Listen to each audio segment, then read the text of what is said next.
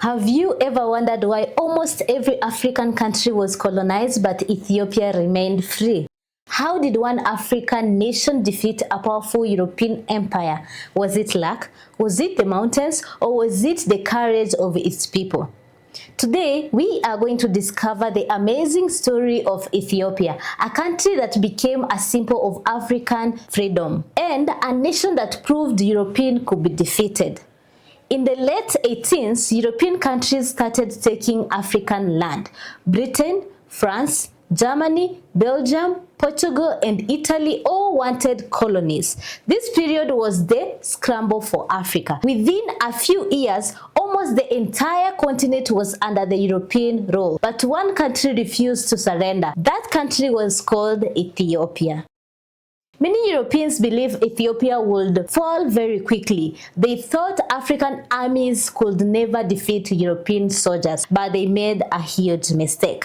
Ethiopia was ready, its people were united, its leaders were prepared, and they were willing to fight for their freedom. Ethiopia was not a new country. It has existed for hundreds of years. It had strong kings, a proud history, and people who deeply loved their homeland. When danger came, they stood together because they knew if they lost, they would lose their freedom, their culture, and their future. Another reason was the land. Ethiopia is full of mountains, deep valleys, high hills, and rough roads. Foreign armies found it very difficult to move. They became tired, they got lost, and supplies arrived late. But Ethiopians knew every path, every mountain, every valley. The land helped protect the country. Ethiopia also had a wise leader. His name was the Emperor Menelik II. He understood that Ethiopia was becoming more powerful.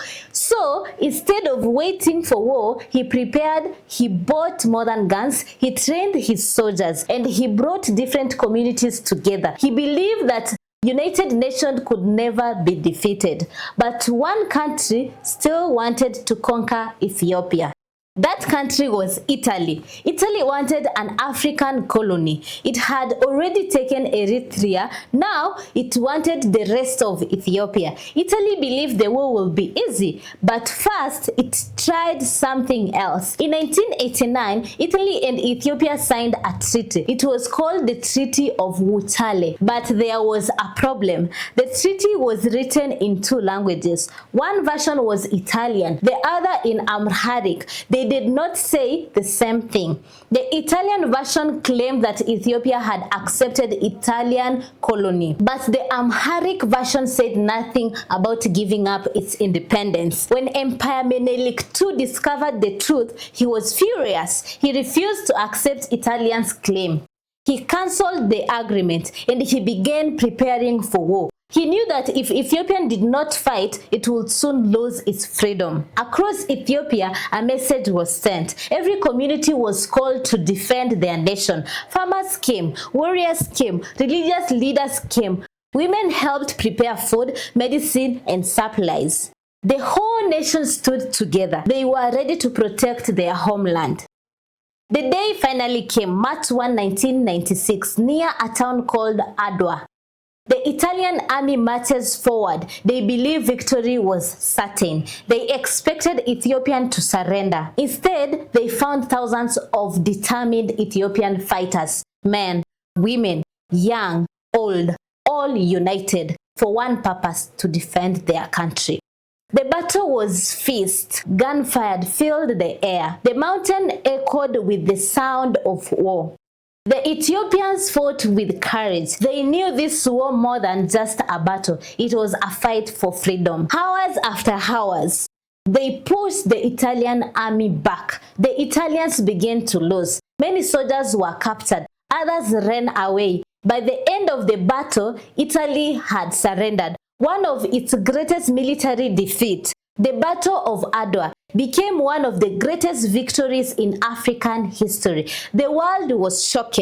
A European power had become defeated by an African nation, something many people believed was impossible, but Ethiopia had proved them wrong. The victory changed everything. Italy was forced to recognize Ethiopia as an independent nation. While other African countries were being taken over, Ethiopia remained free. Its victory gave hope for millions of Africans and to black people around the world. It became a symbol of courage, strength, and freedom.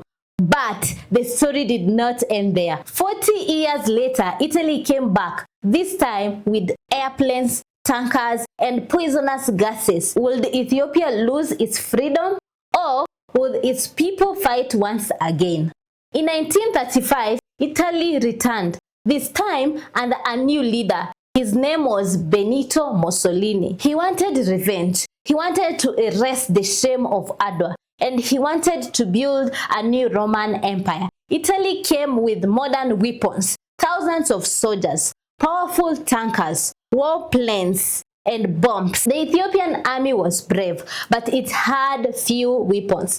The fight was not equal. Italy even used poison gas, a weapon that was banned by international law. Villages were attacked, rivers were poisoned, many innocent people lost their lives. The world watched, but very few countries helped Ethiopia. In 1936, Italian forces entered Addis Ababa. The capital had fallen. Emperor Haile Selassie was forced to leave the country. Many people thought Ethiopia had finally been conquered, but they were wrong. The Ethiopian people did not surrender. Even without the empire, they continued to fight. In the mountains, in the forest, and in small villages, they attacked Italian soldiers. They disappeared again and again. The resistance never stopped.